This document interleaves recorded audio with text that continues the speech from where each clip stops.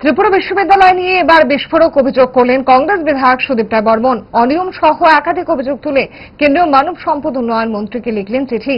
অভিযোগপত্রে বিধায়কের দাবি, ত্রিপুরা বিশ্ববিদ্যালয়ের ভারপ্রাপ্ত উপাচার্য প্রফেসর গঙ্গা প্রসাদ প্রসাইন সহ রেজিস্ট্রার ডক্টর দীপক শর্মা গুরুতর অনিয়ম এবং দুর্নীতির বলয়ে জড়িয়ে পড়েছেন। অভিযোগ, অবৈধভাবে নিয়োগ প্রক্রিয়া শুরু করেছেন অভিযুক্তরা, যা কিনা ইউজিসির নিয়ম বহির্ভূত। চিঠিতে অবিলম্বে সংশ্লিষ্ট কেন্দ্রীয় মন্ত্রীকে দ্রুত হস্তক্ষেপের দাবি করেছেন কংগ্রেস বিধায়ক সুদীপ রায় বর্মন। বিধায়কের কি অভিযোগ শোনাবো। আমাদের ত্রিপুরা সেন্ট্রাল ইউনিভার্সিটি ভাইস চ্যান্সেলরের মেয়াদ এই অগাস্ট 2025 সালে সম্পন্ন হচ্ছে।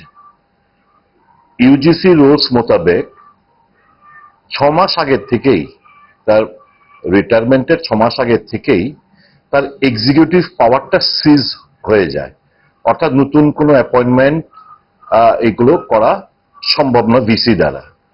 ইদানিং আমরা দেখতে পাচ্ছি 3টে ডিপার্টমেন্টে, যথাক্রমে ল, সংস্কৃত এবং সোশিওলজি, এতে ফ্যাকাল্টি নিয়োগ করার একটা প্রক্রিয়া ভাইস চ্যান্সেলর হাতে নিয়েছে, যেটা সম্পূর্ণ অবৈধ।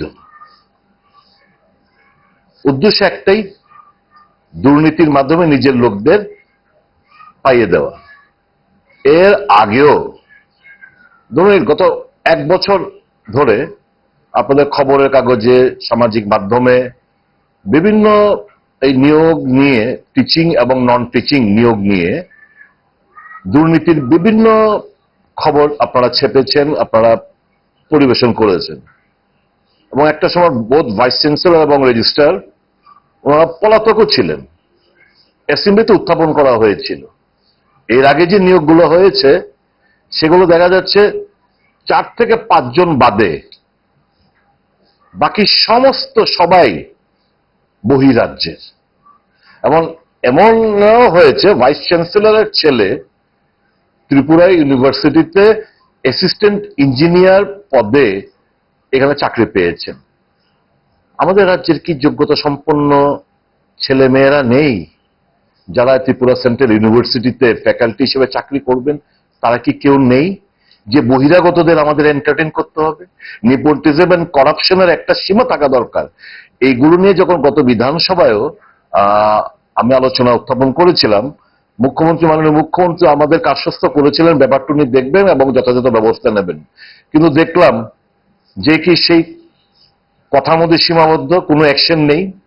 কাজে আবার একটা পত্র লিখলাম যে উনি এই জুন মাসের, আজকে তো হচ্ছে 3 তারিখ, এই 8 এবং 9 এই ফ্যাকাল্টি নিয়োগ করার জন্য বিজ্ঞাপন ছেপেছেন এবং উনি অগ্রসর হচ্ছেন এতে নিয়োগ করার জন্য।